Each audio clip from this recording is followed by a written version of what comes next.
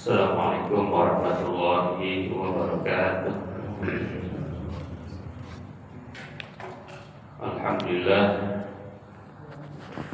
alladzi ja'alana minal muslimin wal muhsinin wal qanitin was sadiqin wal munfiqin wal musallin.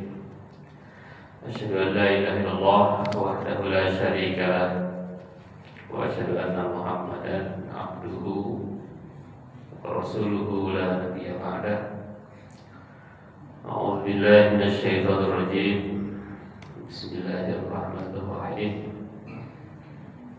Ya ayyuhalladzina amanu ittaqullaha wa kunu ma'as Sadaqallahul Azim. Puji dan syukur kita panjatkan hanya kepada Allah yang telah memberikan nikmat kepada kita, terutama nikmat iman, nikmat Islam, nikmat sehat, panjang umur, banyak rezeki, negaranya aman, pemimpinnya baik-baik, dan itu tidak dirasakan oleh beberapa saudara kita muslim ya. Di negara lain banyak yang tidak mendapatkan nikmat seperti kita. Salawat dan salam mudah-mudahan tercurah kepada pemimpin terbaik, Nabi besar Muhammad sallallahu alaihi wasallam. Pada pagi hari ini, para bapak ibu jemaah yang dimuliakan Allah, insyaallah saya akan membawakan judul pemimpin masa depan bermental Qur'ani, belajar dari sifat Rasul untuk kedaulatan rakyat. Bahwa kita ini pagi ini berkumpul di rumah Allah ini bukan sekedar menunaikan kewajiban raga, tetapi juga untuk menyalakan kembali jiwa kepemimpinan yang ada pada pemuda dan pemudi. Kita juga berbicara tentang kedaulatan rakyat sebagai titik puncak dari sila keempat Pancasila, yang merupakan manifestasi dari janji ilahi, yaitu menunjuk pemimpin terbaik di antara kita. Siapakah pemimpin terbaik itu? Pemimpin terbaik itu adalah mereka yang bermental Qur'ani, yang meneladani 4 pilar agung Rasulullah Sallallahu Alaihi Wasallam. Kenapa judul ini diambil? Karena kita kemarin merayakan kesaktian Pancasila, sekaligus bulan Oktober ini sering disebut bulan pemuda, Sumpah Pemuda ya. Jadi bagaimana kita ini, kalau kita udah senior, maka menyiapkan generasi muda yang bermental Qur'ani. Kalau kita masih pemuda, maka bagaimana kita menjadikan diri kita itu pemuda pemimpin masa depan. Kenapa? Karena kita ini hakikat adalah pemimpin. Kullukum ra'in wa kullukum mas'ulun an ra'iyatihi.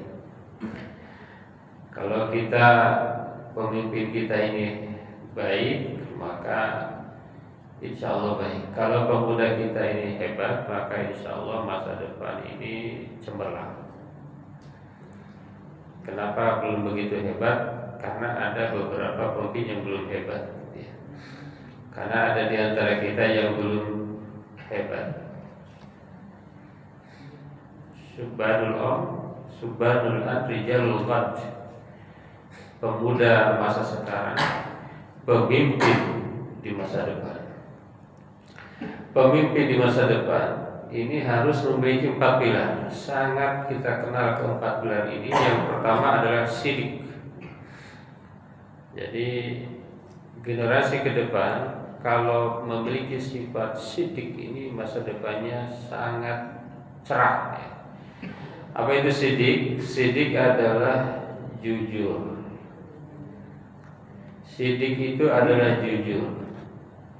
Kejujuran adalah cahaya yang menembus kegelapan. Ia adalah janji yang tak pernah dikhianati. Pemimpin yang jujur tidak akan memisahkan kata dan perbuatan, apalagi janji dan kenyataan.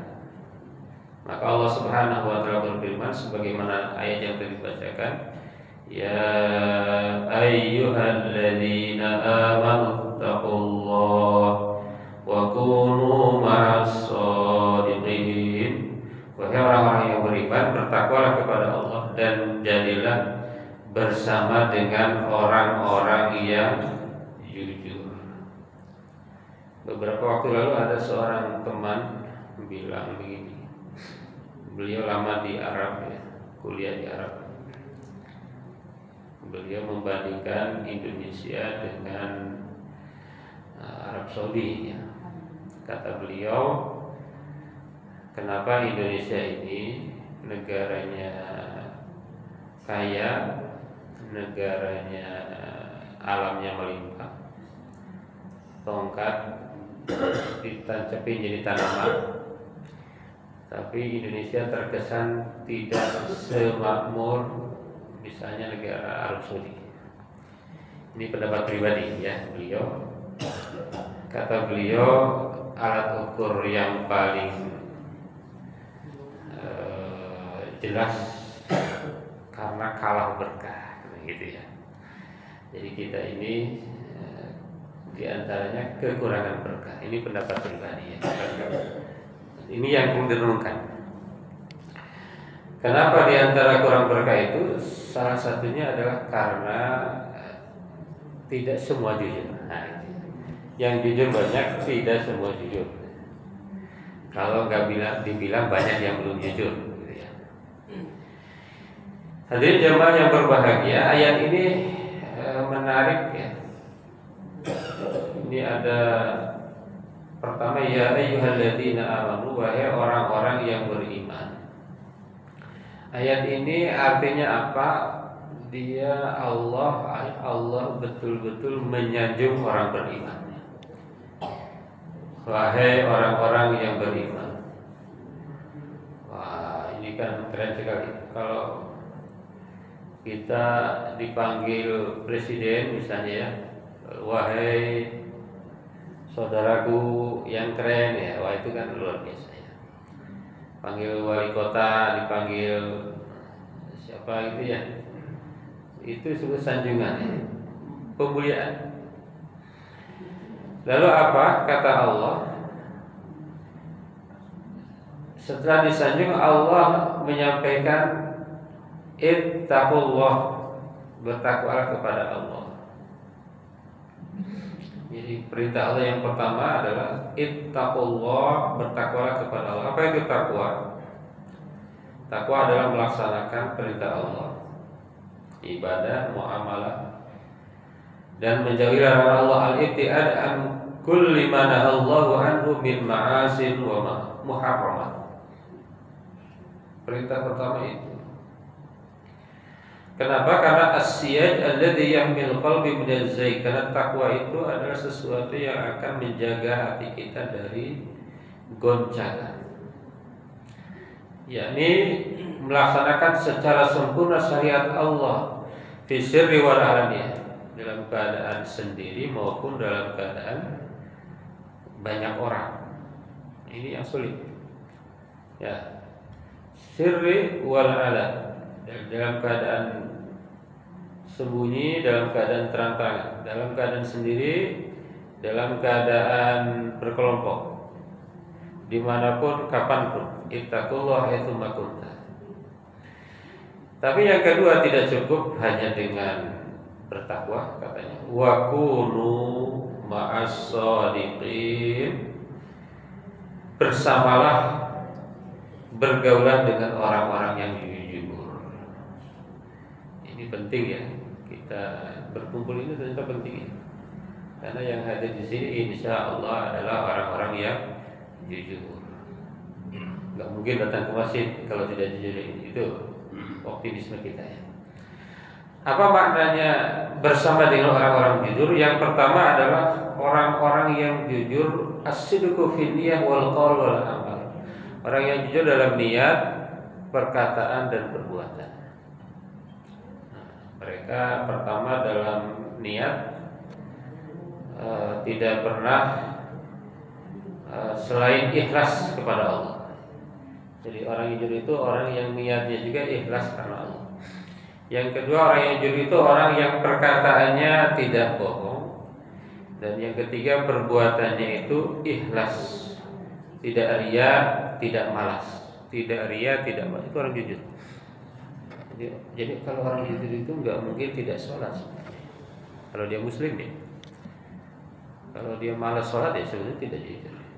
Karena jujur bukan hanya perkataan tapi juga perbuatan. Yang kedua, al-ma'iyah wal musahabah. Jadi maksudnya adalah kita harus senantiasa bersahabat dengan orang-orang jujur. Apa itu bersahabat? Yang pertama, bersahabat secara hissi.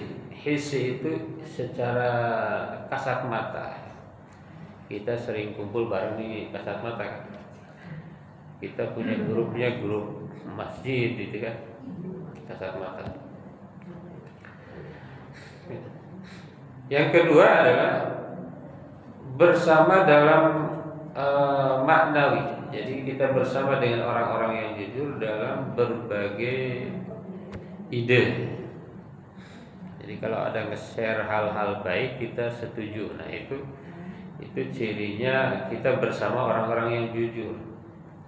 Jangan kayak sekarang kadang-kadang menyetujui orang bukan karena kebaikannya tapi karena temannya salah ya.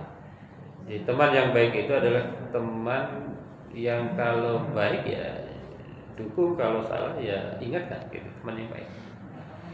Kenapa bersama dengan orang jujur? Karena fal mar'u ala dini khalilihi, karena seorang manusia itu tergantung agama saudaranya, temannya. Kalau temannya baik insya Allah ke bawah. Kalau temannya tidak baik, sebaliknya. Wa musahabatu shadiqin fi domanatin lil istimra' ala taqwa. Kita bersama dengan orang-orang yang jujur, inilah yang akan membuat kita ini terjaga takwa kita. Jadi takwa enggak cukup terus pupuk dengan bersama dengan orang-orang yang jujur. Yang ketiga, shadiqun hum al-qudwah. Orang-orang yang jujur ini adalah harus jadi tauladan. Jadi teladan kita ini jangan berbasis yang lain. Kadang-kadang teladan kita itu salah ya. Jabatan jadi teladan. Wah, yang keren itu yang punya jabatan.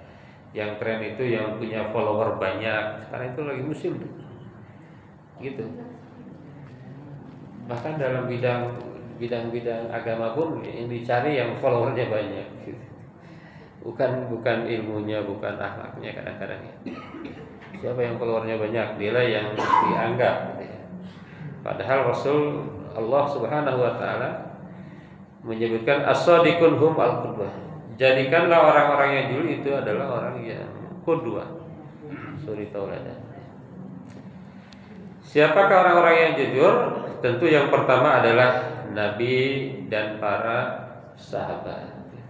Wah, kalau kita cerita Nabi dan sahabat itu nggak ada habis-habis kejujurannya. Yang kedua siapa lagi? Hum ahlus thiqah wal ikhlas. Orang-orang yang kuat imannya dan ikhlas. Nah, itu harus jadi tauladan kita. Imannya hebat, ikhlas, tidak ria, ya. Nah, itu tauladan kita. Dan yang ketiga, hum kullu man ittasafa bisidqil kamil. Orang-orang yang memiliki sifat jujur yang sempurna. Itu harus jadi tauladan. Generasi kita kadang-kadang suka lupa teladannya siapa. Teladannya K-pop. Nah, ini kadang-kadang orang tua bisa ingatkan ya. K-pop berarti fisik ya, bukan sifat ya. Bukan sifat ya. Maka ada faedah yang bisa diambil. Yang pertama adalah as-sidqu thamratun lit-taqwa. Jujur itu adalah buah takwa. Jadi seorang itu bertakwa tidak bisa dikatakan takwa kalau tidak jujur ya. Ibaratnya takwa tidak jujur tidak ada gunanya. Yang kedua, ahamiyatul bi'ah as-salihah. Lingkungan yang baik itu sangat penting dalam menjaga ketakwaan, dalam menjaga kejujuran. Pilih-pilihlah lingkungan kita. Dan yang terakhir, as-sidqu thariqun najah. Jujur adalah jalan untuk kesuksesan, keselamatan di dunia dan di akhirat. Di dalam ayat lain, kalau mau sukses itu kan 5 ya. Kalau mau sukses, 1 sabar, as-sabirin was-sadiqin. Yang kedua jujur. Jadi kalau mau sukses, orang tua mendidik anak menjadi generasi masa depan yang hebat, pemuda menjadi generasi masa depan, sabar, jujur. As-sabirin was-sadiqin wal qanitin wal munfiqin wal mustaghfirin bil ashar. Saya kira teruji ya. Ini nggak bisa didebat lagi.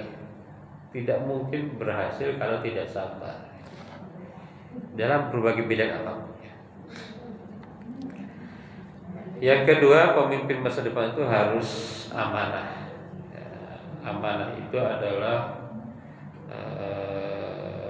tidak hianat, lawannya hianat ya. Amanah ini bahwa pemimpin itu bukan panggung kemegahan, ia adalah beban berat, janji suci kepada Allah ya. Amanah adalah kunci, dan pemimpin yang amanah adalah tangan yang suci yang menjaga umat. Ini pemimpin itu penting untuk menjadi pemimpin yang amanah ya. Karena apabila amanah telah disia-siakan, maka tunggulah datang hari kiamat atau kehancurannya. Jadi hati-hati dengan amanah ya. Masing-masing kita tentu punya amanah ya. Hadisnya adalah idza wusidal amru ila ghairi ahlihi fantadhiris sa'ah. Jika suatu urusan diberikan kepada yang bukan ahlinya, maka tunggulah kehancuran. Ada 2 lafaz hadis ini. Yang pertama, idza dhi'atil amanah fantadhiris sa'ah. Rawahul Bukhari. Jika amanah disia-siakan, maka tunggulah kehancuran. Jadi kalau kita punya amanah keluarga, kalau kita sia-siakan, tunggu kehancuran. Sia-siakan itu tidak kita pikirkan dunia wal akhirahnya ya. Gitu ya. Yang kedua,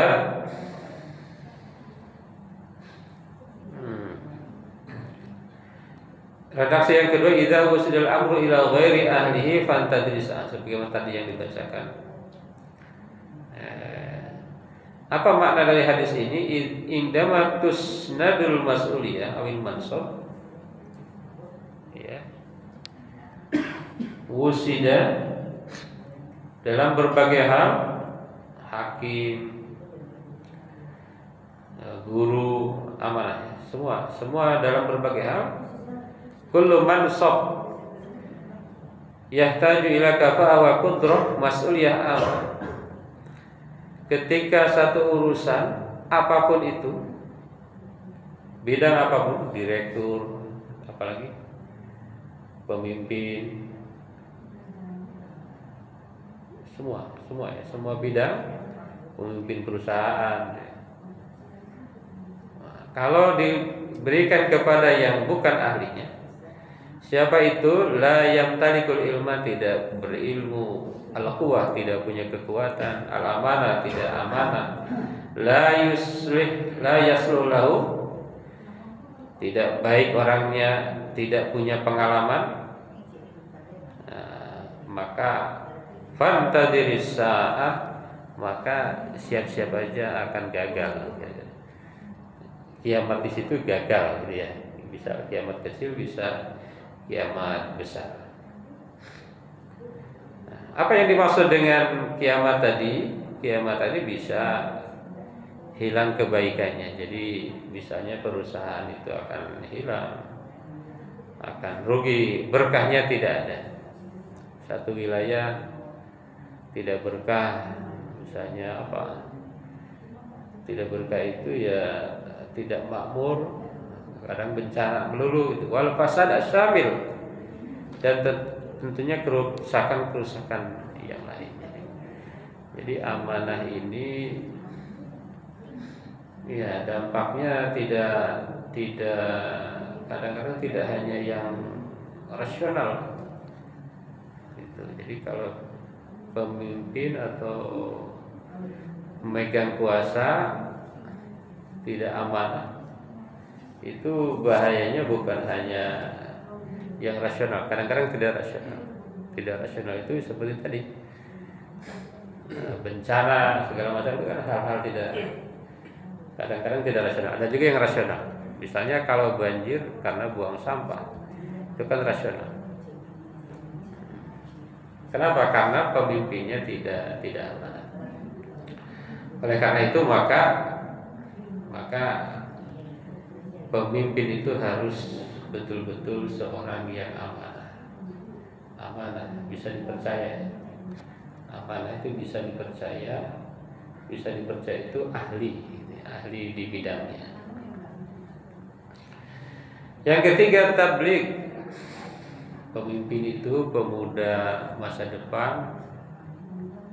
Kita juga ya termasuk pemimpin pasti ya harus orang yang tabligh. Tabligh itu artinya kan menyampaikan. Apa maksudnya? Pemimpin itu bukan hanya menyampaikan tetapi juga pandai berkomunikasi. Dia kalau berkomunikasi jelas, terbuka dan memberdayakan. Maka ada ayat yang berbunyi a'udzubillahi minasyaitonirrajim. Bismillahirrahmanirrahim. Ya ayyuhalladzina amanu taqullaha wa qulu qawlan sadida.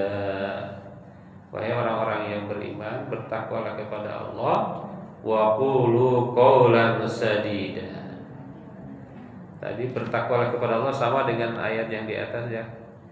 Melaksanakan perintah Allah, menjauhi larangan Allah. Tapi yang kedua, orang yang beriman itu tidak hanya diperintahkan bertakwa, tapi belajar untuk qaulan sadida. Ini hal yang berkaitan dengan lisan. Jadi orang yang bertakwa itu harus punya lisan yang sadida. Besar, sadida itu artinya apa? Yang benar. Ada juga yang menerjemahkan sadida itu lembut. Bukan syadida, sadida pakai sin kecil. Bertakwalah, berkatalah dengan perkataan yang lembut, yang enak didengar. Kira-kira begitu ya. Artinya apa? Kalau mau imannya keren ya perkataannya harus juga keren. Kan suka ada orang yang ngomongnya itu nyakitin ya kan. Nah ini orang yang beriman itu diperintahkan kalau ngomong ini harus dengan perkataan yang baik. Karena dengan perkataan itu bahayanya luar biasa ternyata ya. Perkataan yang salah, perkataan, wah itu hanya kata-kata ya. Makanya salamatul insan fi hifdzil lisan. Selamatnya manusia itu tergantung dari menjaga lisan. Kalau sekarang itu lisannya itu ada lisan tertulis, statusnya itu komen-komen itu serem-serem sekarang ya. Komen-komen itu serem-serem ya. Nah, itu jaga. Kalau seorang yang mukmin pasti dia tidak demikian ya. Qaulan sadidan itu apa? al-qaul al-mustaqim, kata-kata yang lurus, as-shawab, kata-kata yang benar, al-adl, kata-kata yang adil. Itu kata-katanya itu senantiasa mengikuti aturan, baik aturan Allah maupun aturan pemerintah, ya, undang-undang. Jangan dia baik karena takut, tapi memang betul-betul ikhlas mengikuti aturan. Ya. Dalam apa perkataannya baik itu? Pertama dalam i'tiqad. I'tiqad, berbicara tauhid dia tidak main-main. Suka ada orang kan yang memudahkan tentang tauhid, ya. Dia kalau berbicara Allah itu dia tidak main-main. Jadi dia betul-betul berkata yang baik. Yang kedua terhadap hukum, dia juga sangat hati-hati. Dalam ta'amul, dalam pergaulan, dia berkata dengan perkataan yang lembut, ya, dengan hikmah, dengan mau'izah hasanah, menghindari umpatan-umpatan. Apalagi keluar binatang semua tuh. Nah, itu bagian dari qaulan sadida fi kulli sya'n, dalam berbagai hal. Ya, dalam berbagai hal. Tidak bohong. Ini bagian dari perkataan yang sadidah. Perkataan yang sadid itu jujur, jauh dari bohong, jauh dari canda-canda yang tidak berfaedah. Canda boleh, Nabi bercanda, tapi canda yang berfaedah. Al-khata al-fadih, dan jauh dari kesalahan-kesalahan yang parah. Itu. Jadi maka samratut taqwa wal qaul as-sadid. Jadi seorang yang bertakwa itu pasti ucapannya itu baik, indah, benar, ya. Tentu kita harus belajar tentang ini, ya, Bapak Ibu semua, ya. Tabligh di situ termasuk perkataan, karena perkataan itu dampaknya dahsyat. Termasuk kejadian yang berapa bulan lalu itu kan gara-gara perkataannya, komen, gara-gara komen perkataan. Yang terakhir adalah pemimpin masa depan Quran itu harus fatona, harus cerdas, harus punya visi, dan harus punya ketajaman solusi, ya. Allah Subhanahu wa taala berfirman, ini hadis Rasulullah, ya. Bukan firman Allah. Hadis Rasulullah mengatakan, al-mu'min al-qawi khairun minal mu'min ad-dha'if. Mukmin yang kuat itu lebih baik, khairun wa ahabbu ilallah minal mu'min ad-dha'if, lebih baik dan lebih dicintai Allah dibanding dengan mukmin yang lemah. Itu. Orang beriman itu lebih baik dari yang tidak beriman, walaupun lemah. Itu lebih baik pasti itu, ya.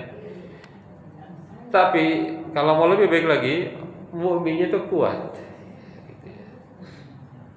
Mukmin yang kuat. Apa itu mukmin yang kuat?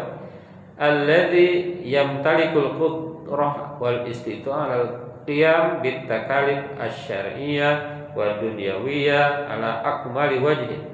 Orang yang mampu melaksanakan tugas-tugas syariat dan dunia dengan sesempurna mungkin. Nah, itu orang yang kuat. Berarti dalam berbagai hal, ya. Mukmin yang lemah itu apa? La yamtalikul qudrah, tidak mampu melaksanakan itu karena lidhafi jimsihi, karena badannya lemah, sakit-sakitan misalnya. Kalau sakit atau fisiknya tidak terlalu kokoh. Aw jahlin fi ilmihi, orang yang bodoh. Bodoh itu termasuk lemah, ya. Au futur fi iradati, atau dia memiliki guncangan psikologi yang goyang gitu, kadang naik, kadang turun, itu termasuk yang lemah. Nah, mukmin yang lemah ini kalah baiknya dengan mukmin yang kuat. Tapi tetap kata Allah, kalau dia mukmin, Allah akan mencintainya, tetapi lebih dicintai lagi kalau dia adalah mukmin yang kuat. Kalau menjadi seorang pemimpin harus fatona, pinter, tanda kekuatan. Ya, belajar. Kalau ingin masa depannya bagus, maka generasi kita itu harus menjadi generasi yang terus mau belajar ya, dalam berbagai kesempatan. Kekuatan apa aja yang dimaksud dalam Islam tadi? Nah, satu, imannya kuat. Yang kedua, ilmunya kuat. Yang ketiga, badannya kuat. Yang keempat, hartanya kuat. Berarti muslim itu kalau mau dicintai Allah harus yang kuat hartanya ya. Kuat finansialnya ya. Tapi tetap sekali lagi, kalau dia seorang mukmin meskipun lemah, Allah cintai. Tetapi lebih dicintai lagi kalau dia itu adalah seorang mukmin yang kuat. Hadirin jamaah kuliah subuh yang dirahmati Allah, saya kira udah lebih dari 30 menit. Mudah-mudahan kita ya harus menjadi pemimpin ya, karena sesungguhnya kita semua ini pemimpin, dan pemimpinnya harus Qur'ani. Qur'ani itu mengikuti Rasulullah. Yang pertama jujur, yang kedua amanah, yang ketiga tabligh, kata-katanya baik, yang keempat patonah, pinter, kuat, pinter dalam arti kuat dalam segala hal, karena itulah yang akan menentukan yakni masa depan kita, masa depan agama kita, masa depan bangsa kita. Terima kasih, itu saja Bapak Ibu yang bisa disampaikan, mudah-mudahan bermanfaat untuk kita semua. Ustaz, ada tanya jawab atau waktu pertemuan sebelumnya ada yang ingin ini pertanyaan ya? Monggo.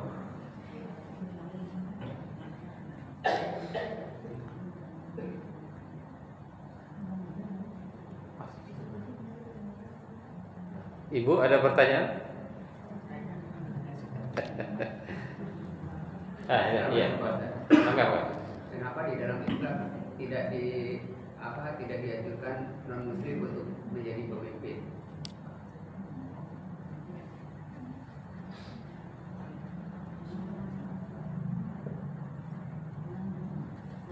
Islam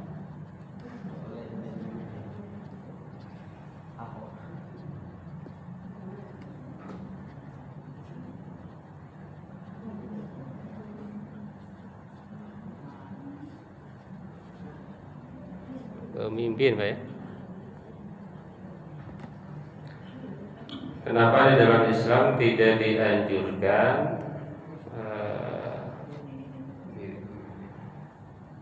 yang tidak Islam sebagai pemimpin? Ustaz, ayat tentang pemimpin ini apa? Ati Allah wa ati Rasul. Ada lagi yang itu apa ayatnya? Ada ayat wa idza hakamtum bainan nas an tahkumu bil adl. Apa? Saya cari dulu ya di Google ya. Kalimat awalnya saya lupa. Itu kalimat selanjutnya wa idza hakamtum bainan nas an tahkumu bil adl. Nah, ini sekarang ada teknologi jadi gampang ketemu ya.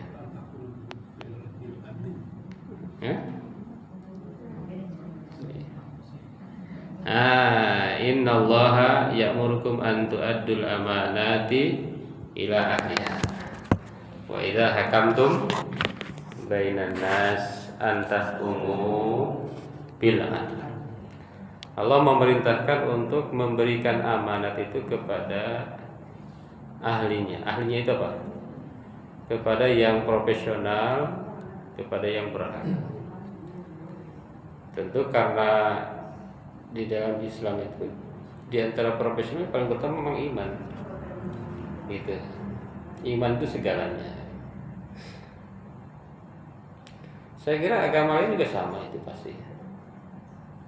Sama pasti kalau memilih pemimpin ya harus yang memiliki iman. Karena apapun yang dilakukan itu tanpa iman gak ada gunanya. Ada ayat itu saja yang ngeri ya. Itu juga ada lagi. Innal ladzina kafaru wa matu wa hum kuffar la yuqbala min ahadin minal ardi dhahaba wa libtada bihi lahum adzabun alim wa ma lahum min nasirin. Orang kafir, non Islam, non mukmin, non iman. Orang yang kafir dan mati dalam keadaan kafir, la yuqbala min ahadin milul ard. Tidak akan diterima dari mereka ini milul ardi zahab. Sedekahnya yang seluruh, yang gedenya sebesar emas, yang gedenya menutupi bumi, kira-kira begitu. Zahaba wal tadabi. Artinya apa? Artinya sehebat apapun, ini akidah kita ya. Kalau dia tidak beriman itu rendah sekali. Menurut ini ya akidah. Kalau secara sosial enggak. Secara sosial siapa yang memberi manfaat kepada orang itu lebih baik ya secara sosial. Tapi secara akidah yang paling utama itu adalah iman. Tetap iman. Nah, itu saya yakin. Artinya apa? Jangankan hanya bermanfaat kecil. Kalau kita dia bermanfaat. Dibanding dengan ayat tadi lebih gedean mana manfaatnya? Ayat tadi bilang emas sepenuh bumi. Emas 1 gram aja berapa sekarang? 2,3 juta ya. Di marketplace ada yang di atas 3 juta. Itu seluruh bumi dia sedekah tuh dengan emas sebesar itu, nggak ada gunanya. Kalau dia kan keren, keren apapun ya, saya kira keren apapun. Dan karena di dalam Muslim juga banyak yang keren gitu ya. Ngapain milih yang saya kira di Muslim itu banyak yang keren. Cuma ada yang kelihatan, ada yang enggak gitu ya. Kadang-kadang enggak terekspos media. Ternyata banyak yang keren. Kalau pemimpin yang keren itu kan banyak. Misalnya di Jawa Barat ada siapa? Banyak yang keren tuh ya. Cuma kadang-kadang enggak kelihatan aja. Itu jangan pesimis semua. Kenapa dilarang? Ya semua agama sebetulnya seperti itu gitu ya. Seperti itu. Cuma kalau memang nanti yang kepilih yang tidak Islam ya kita harus patuh karena demokrasi ya, kita harus patuh. Kita harus, orang Islam itu kan diantaranya adalah dia menjaga janji. Islam itu janji. Kalau kesepakatannya begini, siapa suara terbanyak dia yang terpilih, walaupun tidak Islam ya nggak apa-apa. Tetapi kalau ketika memilih ya harus sesuai ini. Innallaha ya'murukum an tu'addul amanati ila ahliha.